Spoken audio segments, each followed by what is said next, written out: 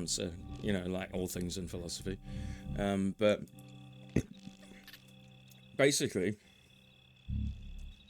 games are art. Yeah, that's not even a debate. Like you They're can see also the products. artistic merit in a video game as a piece of art, even if you're not fully on board. You can concede to, like, yeah, obviously there's like pictures on a screen, there's sounds, there's music, like those things are art. Like, Is is a slot machine an artwork? Just food for thought. I mean, yes, it is, but just, even those people are like have already indulge conceded to me. the fact that this isn't even a fucking debate. So yeah, anyway, I think basically, and again, it goes to the topic of what we've been speaking of, tangentially.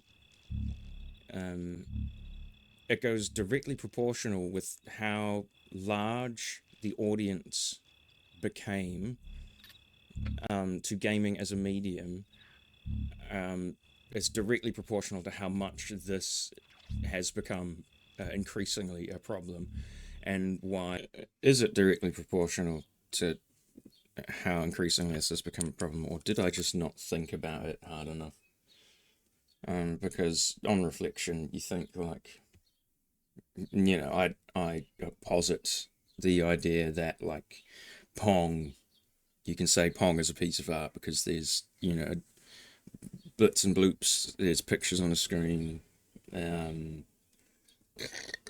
etc. But then extend that logic to casinos. Uh, extend that. Oh, it's just getting more into the what is art debate, which is a fucking stupid debate because everything is art. It's like, why are you being like, why is this a question? Is that art? I don't think that's art. But like, that's just stupid. Like, just start from the premise of everything is art, and you can get rid of all of that pointless molding.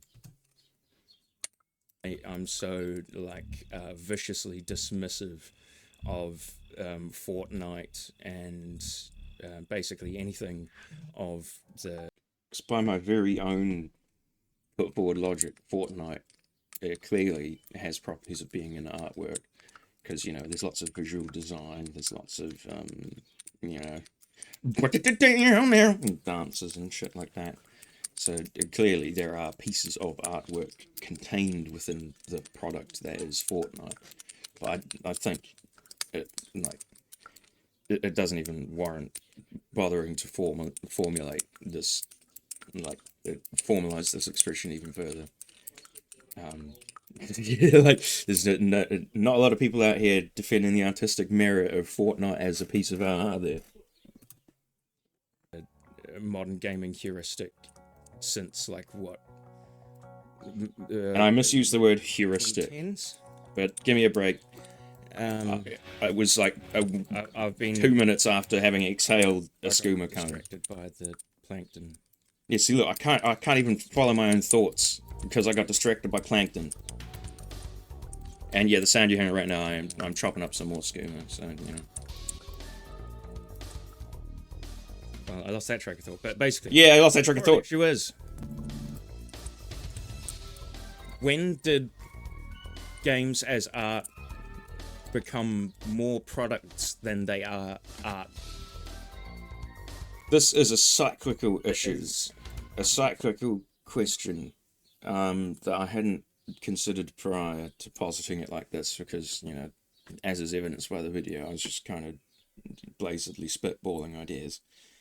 But I reflected on this a little bit more, and I think people who are a bit older than me and who are, who were retro game enthusiasts continue to be so, and now also play a bit of modern games themselves. They would have more of a sort of less nebulous grasp on this concept because they grew up in the environment of, you know, um, using 1 billion coins at an arcade, and like liking it. And obviously, like I had posited with the slot machines artworks, like clearly, obviously, arcade games, like there's no question, yes, it's an artwork, but also consider the fact that they are Skinner box machines designed to rob children of their lunch money, while also still being pieces of art. In fact, you could probably argue, and I think I might, this is a new angle, the monetization of the artworks is in and of itself a different form of like performance art, lol. The life as performance art, like lol.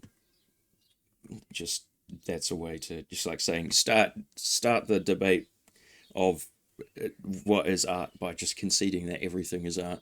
It's the same sort of just defeatist falling back onto that thing of saying life as performance art, haha. But at least it gets you thinking in a sort of slightly more abstract way.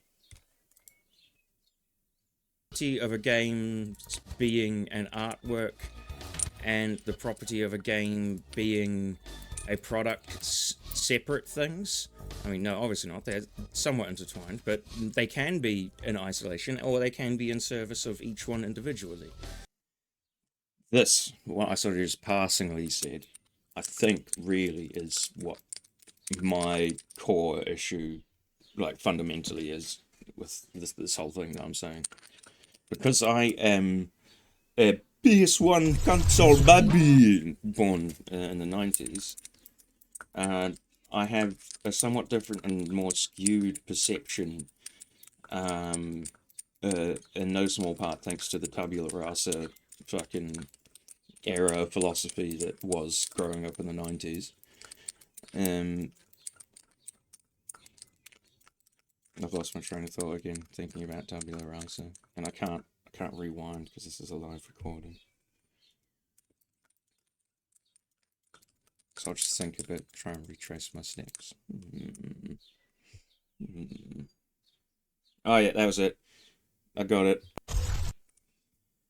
Because I am 90s console baby, PlayStation 1, first console I play was the Alex Kidd Miracle World on the Master System. With that being said, that's the sort of environment and culture I grew up in terms of gaming media consumption. So that is to say, I wasn't confronted quite so brazenly from an early age with the fact that these aren't purely like artworks, solely artworks. They are in fact also like, I wouldn't say first and foremost designed from the ground up to be commercial products, but that to a certain extent. But you can see obviously with some standout big commercial titles of the early gaming industry that there were some things that rose to the top, even commercially speaking, that had immense artistic integrity and immense like creative inspiration and all those things. Like they weren't, prior to fucking 2005 and the iPhone and shit, game developers weren't thinking about season passes and in-app purchases and shit. And now you can't talk about anything at all regarding like just the fundamentals of game design without some cunt coming in and being like, yeah, I don't know, I just don't think the idea really works. Like, I don't know if it'll float with our market in the next financial quarter. And it's like, Jeff, shut the fuck up. That's what I fucking hate about this shit. Like, no, I don't give it. I literally, like, that never even factors at all into my interest in gaming. Like, so now that is basically a predominant part of the conversation, like, that's what incises me. So, the gaming as products people becoming increasingly more of a vocal and represented crowd. And justifiably so, because they're making mega fucking billions off it. But that's what was really getting me angry, actually. not any of these other things that I'm sort of nebulously trying to grasp about. It's and you can see all the TED Talks and stuff that only got released, say near the tail end of the early noughties, the era of 2010s. There's that one that even like Zoomer Meme people use. That's like one of those early TED Talks about monetization, predatory monetization in mobile gaming. And like, yeah, it's like all that shit, all that really obnoxious, cancerous shit. What I hate. Now, for some reason, has an equal part at the table as games like Ico, Shadow of the Colossus, um, games as art. They have to share the table and consider the other people equally as valid when they're talking about like first there's interest, then there is bribery, and then there is retention, and then there is revenue. Like literally, why doesn't someone, health company CEO, Sudoku, all of these fucking marketing people? Marketing is such a fucking cancer in the world. You see what I mean about how this is a like a philosophical issue, i.e., something that just basically brings up more questions and discussions than it does answers. But that's the use of philosophy. That's the big problem here for me. It brings up more questions than it does answers, so you can keep asking more concise questions to get to what's bothering you. Well, hey. Fortnite is clearly a product that contains transitive properties of also containing pieces of artwork in it, incidentally.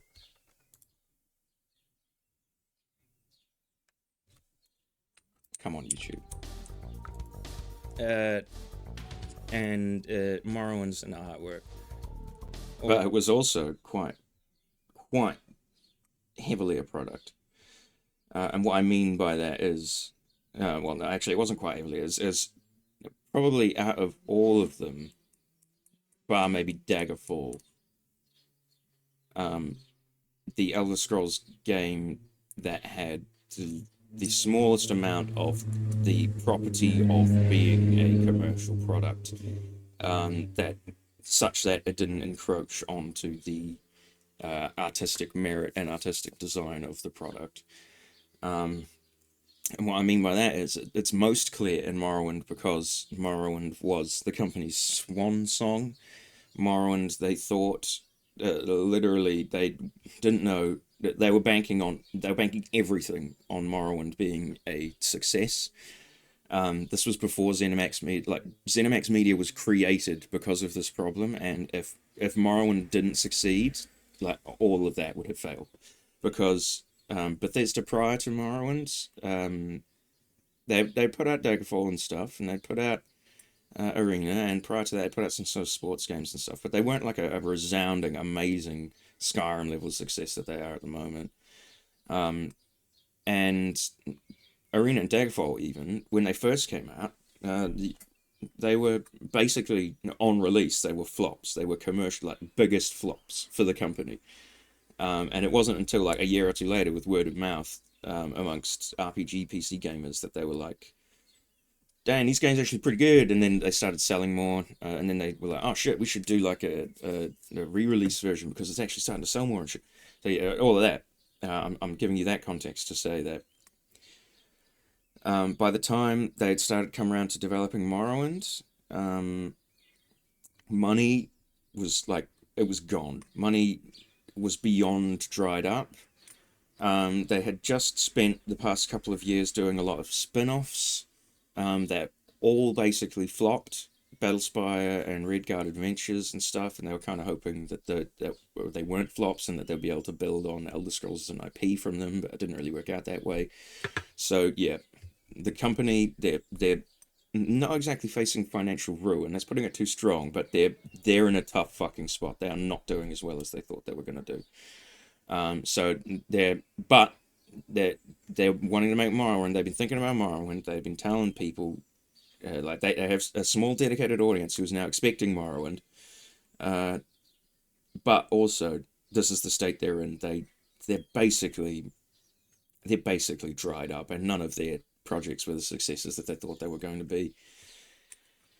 So, all of that rambling is to say, Morrowind was, for Bethesda at that time, their swan song. They were putting all of their heart and soul into this because, as far as they were aware and concerned, this was their last chance. They had a good run. They were happy that they made as many games as they did. It was that era of Wild West game development where they were a bit like, fucking yeah, all right, we had a good run.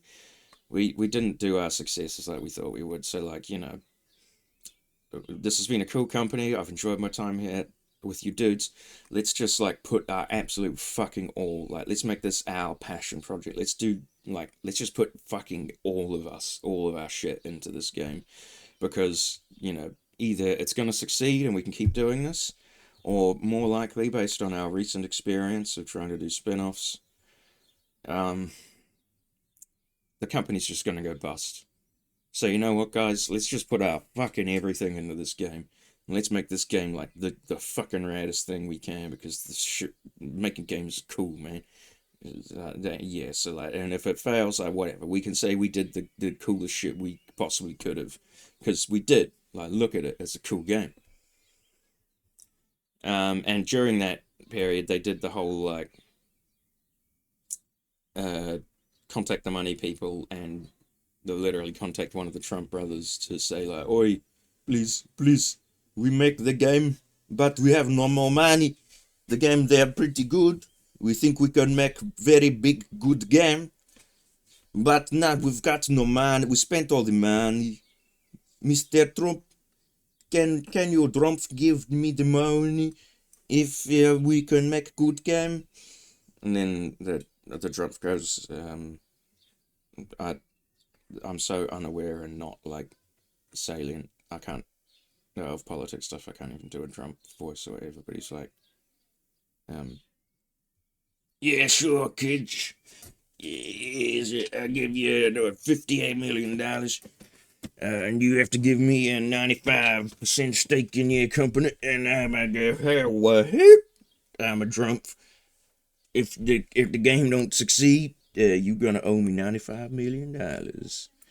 And that's how we've gotten the current era Bethesda ZeniMax partnership, Bethesda Softworks type thing. And that's why every other game afterwards has been increasingly a product, as they chase the bigger audience numbers. And increasingly has the property of the Elder Scrolls games have become less and less with each passing title. The property of the Elder Scrolls games being artworks has diminished with greater and greater intensity with each subsequent release from Bethesda. Not just Elder Scrolls, any games. You can chart it from Oblivion to Starfield. Each subsequent title from Bethesda Softworks very, very clearly and demonstrably through their perception and eventual middling perception after the initial big wowie chungus times. It's just what happens when you promote Emil to a place of leadership. Because, he's not an artist. He's extremely clearly not an artist. You know how people who did art in like high school, there was like art critique where a bunch of people would basically tear your shit to shreds, but that was just part of it. Emil's the ignore the reviews, doesn't matter, sold millions kind of guy who clearly never studied art in his life, because he just keeps telling us Boston Catholicism Messiah stories again and again and again. But yeah, That's why philosophy is good, because it makes you asking questions to get more to the core of why you think you're like that this has helped. It's made it a bit more concise as to what my Emil hatred actually is. It's not necessarily like, as all of you idiots would probably think, like a vicious, bitter character assassination of a dude with specific malicious intent towards the person themselves. No, it's more that he's, by happenstance and probably by a comedy of errors accident, he's kind of the face of this issue in regards to Bethesda's increasing lack of artistic merit.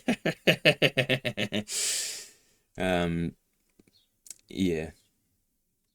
So this video started out about games as art as products, but it has now eventually become why Bethesda went from being pretty good, quite good, making Morrowind's a pretty good game, to the Emil Slut company that they have now become.